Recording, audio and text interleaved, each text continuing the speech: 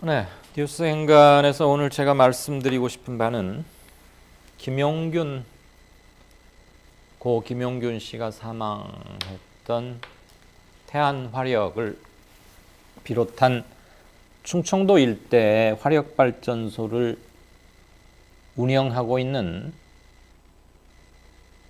5개 발전 자회사 중에 발전만 해서 한전에 형식적으로는 서류상으로는 전기를 공급하는 파는 지금 우리가 이렇게 5개의 발전 자회사로 구성이 되어 있는데요. 서부발전의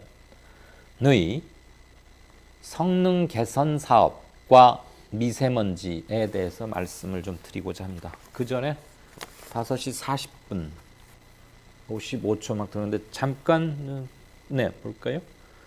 치료 목적으로 골프 쳤다고 둘러대겠지. 산들풀림. 이거 아주 절묘합니다. 치매에 골프가 좋으니까 치료하려고. 이강민 평론가님, 메이크업 담당 해주시는 분께서 커피를 맛나게 타주시면서 방송 꼭 보라고 해서 처음 참여합니다. 네, 여기 지하에 카페에 들리셨던 모양이죠. 커피도 고맙습니다. 그분들이 너무 고생을 해주세요. 두 분의 열성 조합원분들. 그분들의 그걸 생각하면, 노고와 정열을 생각하면 정말 숙연해지기까지 하고 잘 해야겠다, 그런 생각 듭니다. 이정환님, 국회의원 정도 되면 법 상식은 있어야 하는 거 아닌가? 재판 독립의 원칙이라고 재판에 영향을 끼치나 말이나 행위는 대통령도 해서는 안 되는 건데. 맞습니다. 국회의원, 나 정도 국회의원 되면 판사 불러다가 이 정도 말해볼 수 있는 거 아니야? 서로 좋고 좋은 건데 그렇게 대역죄를 저지른 것도 아닌데 좀 봐줄 수 있으면 봐주시오.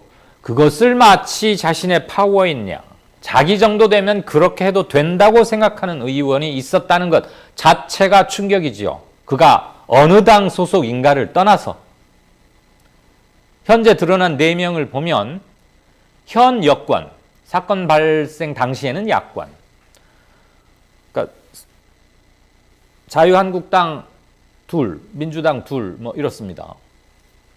이런 것도 골고루 여야 나눠 먹기라는 건지 뭔지는 모르겠지만, 국회 파견 나와 있는 판사를 전화 띡 해서 좀 와보시오, 김 판사. 내가 이러이러한 건이 있는데 그거 좀 알아봐 줘. 응? 그리고 이렇게 안 될까? 그 참 딱해. 서영교 의원이 청탁 내지는 민원했다는 그 피의자 보니까 이전에도 공연물 음란죄로 한번 처벌을 받은 적이 있답니다. 그런데 훨씬 더 또 한 번 그런 짓을 했으니까 법원에서 볼 때는 죄질이 나쁜 거지요. 그래서 원칙대로 하고, 힘도 없고 그런 사람이라면 실형, 징역형을 받아도 크게 이상할 게 없는 케이스였다고도 합니다. 서영교 의원의 그 민원, 압력인지 민원인지 부탁인지 모르겠습니다만 안 봐도 비디오 아니겠습니까? 그 청탁을 최종적으로 전달받은, 법원의 상층부를 통해서 누구누구를 통해서 전달받은 담당 판사는 죄목을 바꿔주지는 않고 대신 벌금 500만 원으로 상당히 경감시켜 줬다는 게 법원가의 중평입니다. 한마디로 있을 수 없는 일이고요. 이건 대표적인 뒷거래입니다. 그리고 국회의원들 사고방식, 또 그걸 덥석 받아준 법원도 웃기기는 매한 가지지만, 국회에는 여러 기관에서 다 파견 나와 있지요. 정부 각 부처도 다 나와 있고 다 있습니다. 정보관, 무슨 협력관 이런 이름으로. 사법부에서도 당연히 하나 보내놨겠지요. 그 판사 불러다가 내가 이런 일이 있는데 내 선거 도와줬던 사람이야. 들어보니 딱해. 그 아들이 이런 사고를 쳤다는구만. 좀 어떻게 되겠수? 그거 자체가 잘못된 겁니다. 사람 구하다 죽었는데 정교사와 기간제가 다른 대우를 받는 나라. 길 가다가 불의를 만약에 보거든 그냥 지나가시오. 그게 한국의 룰이랍니다. 예, 잘 봤습니다.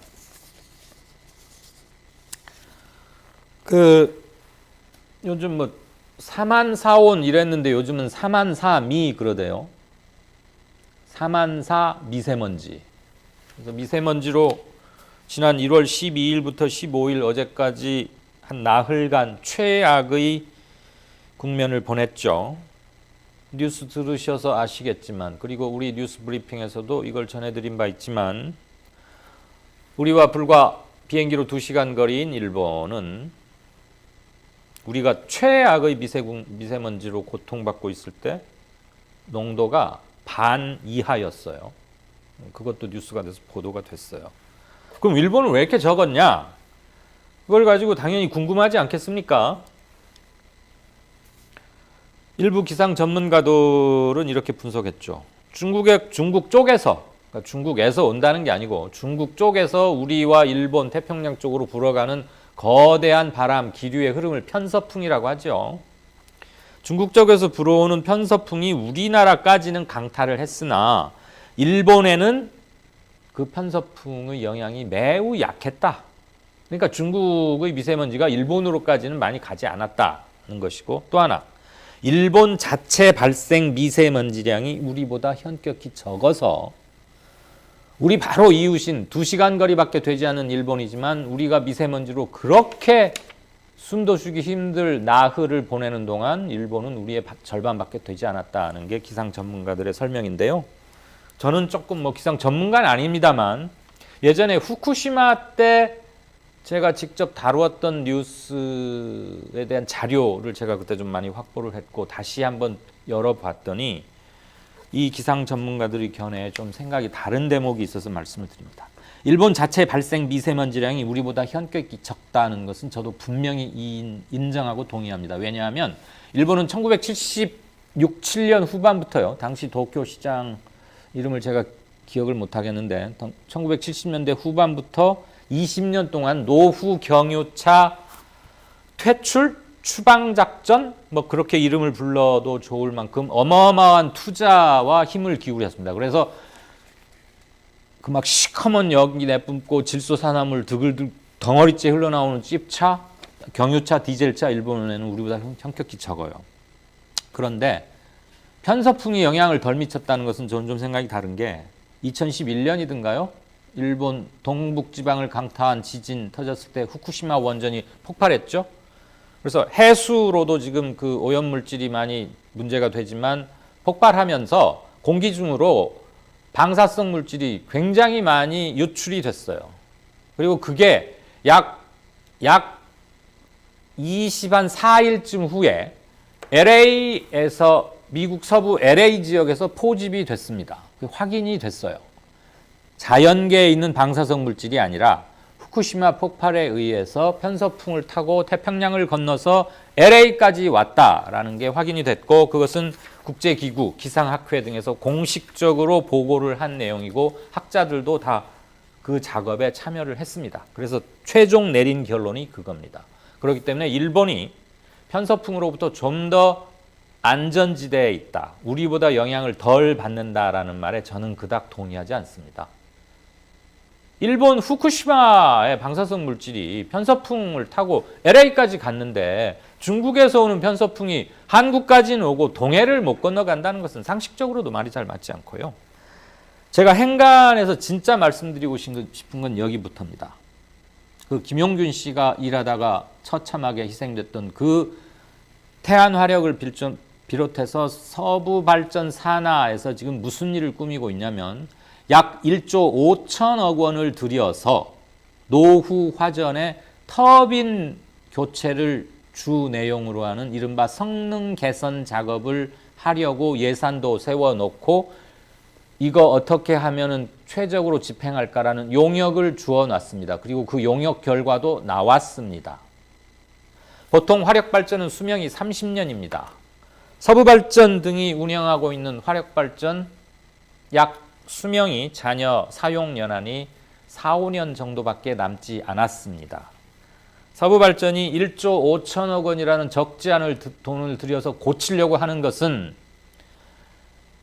미세먼지에 영향을 주는 나쁜 분진이나 질소, 화합물, 일산화탄소 이런 걸 줄이는 것, 또는 김용균 노동자가 사망할 수밖에 없었던 그 열악한 작업 환경을 바꿔서 노동자들의 안전을 확보하는 것, 그게 아니고요.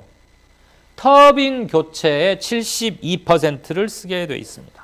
터빈은 자동차로 말하면 엔진입니다. 4, 5년 있다가 폐쇄할 노후 화력발전에 왜 1조 넘는 돈을 터빈 교체에만 투입을 하려 하겠습니까?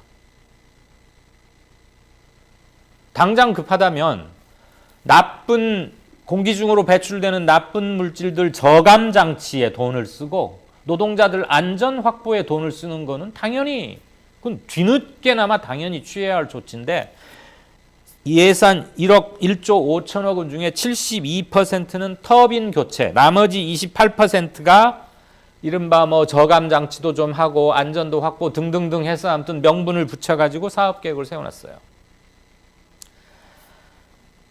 발전 운영, 발전소 경영을 컨설팅 해주는 사람들 말에 따르면 터빈 고치고 뭐하고 해서 1조 5천억쯤 들여가지고 발전소 새 걸로 성능을 개선시켜 놓으면 향후 10년 내지 20년을 추가로 운영할 수 있답니다. 그렇게 되면 10년 또는 20년을 추가로 운영하면 폐쇄 안 하고 그러면 벌어들일 돈이 최소한 5조가량 된답니다. 그러니 1조 5천억 들이는 거 해볼 만한 게임이라고 판단하겠죠. 한쪽에서는 미세먼지 경보 내리니까 부랴부랴 화력발전소 발전 중지시키고 사람들 저 찝차 끌고 나오지 디젤차 운행 좀 자제해달라 그러고 문자 보내고 난리치지 않았습니까? 그리고 지금 이 정부의 에너지 전환 정책의 골간도 탈원전과 화력발전 축소입니다. 노후 화력발전 폐쇄하는 거였고요. 그 기조가 바뀌지 않았는데 한전 산하에 국민들한테 전기 팔아서 돈 버는 발전 회사들은 돈 얼마 써가지고 발전소 수명 좀 늘려서 돈 더 벌자 이런 궁리를 하고 있습니다. 이게 국가가 전력을 독점하고 있고 공기업인 한전 그리고 그 산하 한전 산하의 발전 자회사들이 해야 할 짓입니까? 미세먼지가 물론 중국에서 우리한테 오는 게 굉장히 많고 그게 주범인 것은 동의하고 대책을 세워야 합니다만 막막한 게 사실이죠. 그럼 우리 내부에서 만들어지는 미세먼지라도 줄이는데 총력을 다해야 할 건 아닙니까? 그런데 발전사 영업이익 좀 늘리겠다고 돈 들여서 폐쇄해야 할 발전소 돈 조 단위로 들여서 고쳐가지고 좀 더 써먹겠다. 이게 이익만 따지는 오로지 영리만 추구하는 몰입해가 운영하는 사기업인지 국가 시책의 큰 틀에서 같이 가야 하는 공기업이자 독점 기업인 한전과 그 자회사들이 해야 할 일인지 너무 답답하다 못해 이런 논의 자체가 왜 아무런 제동 없이 진행되고 있고 용역이 진행되고 있는지 비판하지 않을 수 없어서 오늘 뉴스 행간으로 골랐습니다. 뉴스 행간이었습니다.